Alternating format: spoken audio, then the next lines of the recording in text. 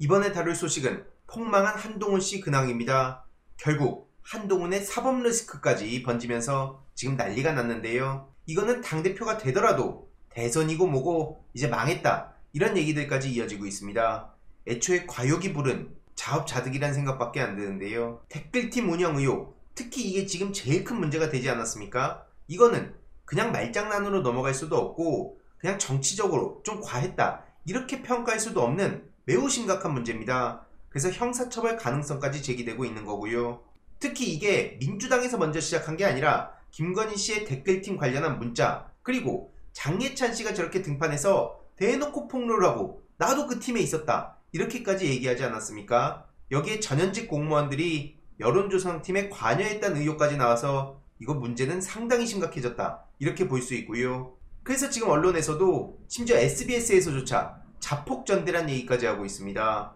댓글팀 의혹은 수사가 불가피하다, 이런 얘기는 말 그대로 빼박이 된 상황이죠. 이러니 해당 소식을 접한 시민들은 대통령은 무슨 대통령이냐, 꿈도 꾸지 말아라, 결국 저렇게 팽당하는구나, 이런 반응도 이어지고 있는데요. 특히 지금 민주당 양문석 의원이 이와 관련해서 중요한 증거를 계속해서 공개하고 있습니다. 댓글단의 의혹 관련한 정황 증거를 확보해서 계속 속도전을 치르고 있는데요. 심지어 이걸 보고 빵 터졌습니다. 윤두창, 윤대지, 이런 식으로 윤석열 부부도 한동훈 댓글팀이 맹비난을 퍼부었다는 건데요. 지금 양문석 의원이 그런 의미에서 굉장히 중요한 일을 하고 있다고 봅니다. 댓글팀으로 의심되는 계정에서 민주당은 물론이고 윤석열 대통령, 김건희 씨까지 앞서 보셨듯이 맹비난하는, 이건 그냥 단순한 비판 수준이 아니라 그냥 인격 모독을 해버리는 그런 댓글까지 남겨서 이 갈등의 씨앗이 계속해서 커질 수밖에 없다는 거죠. 한마디로 공격 대상은 민주당뿐만 아니라 국힘 인사들 향해서도 엄청났다는 거고요. 제가 보니까 이거 민주당을 향해서보다도 훨씬 더 심각하게 써든 것 같습니다. 총 29개 계정을 확인했고요. 무려 7만여 개의 댓글을 확인해서 집중 분석했다고 합니다. 이거 굉장히 중요한 일을 한 거고요. 특히 저들의 갈등설이 불거졌던 24년 4월 이후 본격적인 비판 댓글들이 쏟아졌다고 합니다. 그래서 뭐 윤돼지다, 용산돼지다, 윤두창이다, 이런 인신공격도 서슴지 않고 막 쏟아냈고요. 김건희 씨를 향해서도 어마어마한 댓글들을 남깁니다. 뭐 성괴다, 윤석열은 허수아비다, 성괴 김건희가 상황이다, 야, 심지어 홍준표 시장을 향해서는 노망난 홍발정이다, 홍치매다, 홍알배다, 윤두창의 개다, 차마 쉽게 입에 담기도 어려운 얘기들을 그냥 마구잡이로 쏟아냅니다. 심지어 원희룡 후보에 대해서도 노상방룡이다, 원방뇨다, 건희룡이다, 이런 얘기들로 도배를 한 건데요.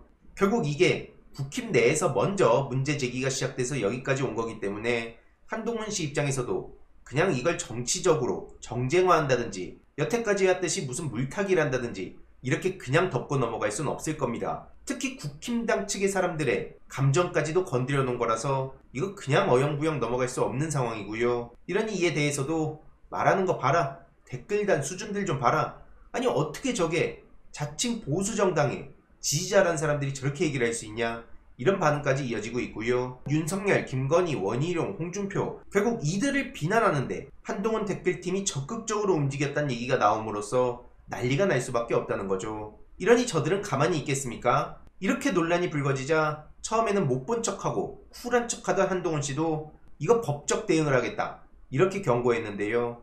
내가 무슨 법무부 직원들까지 동원했냐, 이건 법무부 직원들의 명예를 훼손한 거다, 그러면서 법적 조치를 예고했습니다. 하지만 장예찬 씨랑 이준석 씨랑 계속해서 문제 제기했듯이 여태까지 한동훈의 행보를 보면 즉각 대응에 나섰는데 왜 이건 이렇게 뜸을 들인 거냐, 이 의심은 당연히 아직까지 해소할 수 없는 상황이고요. 그리고 누가 법무부 직원이 했다고 합니까? 외곽에서 이런 움직임이 있었고 그 중에 한 명이 장예찬 씨도 본인 포함되어 있었다, 이렇게 말하지 않았습니까? 아무튼 이에 대해서도 아직까지 해명할 일이 산더미인 것 같고요. 한동훈 씨는 이를 두고 자기를 향한 심각한 명예훼손이다, 그리고 여기에 어떻게 원희룡에 올라탈 수 있냐, 그러면서 강하게 비판하고 있습니다. 참고로 엄청난 공격을 받은 홍준표 시장은 본인이 사실 먼저 선빵 때린 거 아닙니까?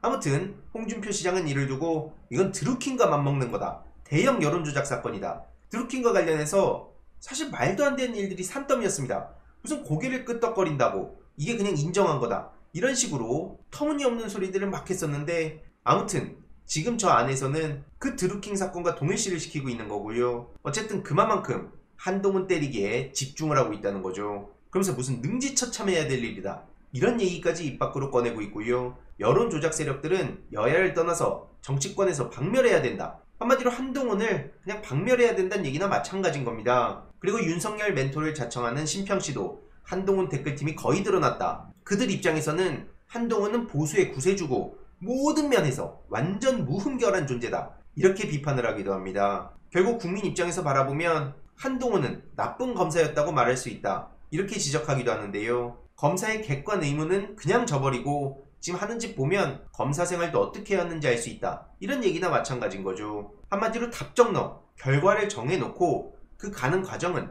어떤 수단과 방법을 동원해서라도 자기들의 목적을 달성하는 거, 이게 지금 특히 특수부 검찰의 가장 심각한 문제라고 지적되지 않습니까? 이를 두고 박지원 의원의 라디오 방송 발언이 굉장히 주목을 받고 있는데요. 민주당은 개딸이라고 하는데 한동훈은 가딸이라고 불린다. 그래서 진행자가 무슨 딸이요? 잘 모르겠다고 하니까 가딸이라고 다시 한번 언급합니다. 이 가딸이 뭔지 많은 시민들은 대부분 알고 있는 것 같은데요.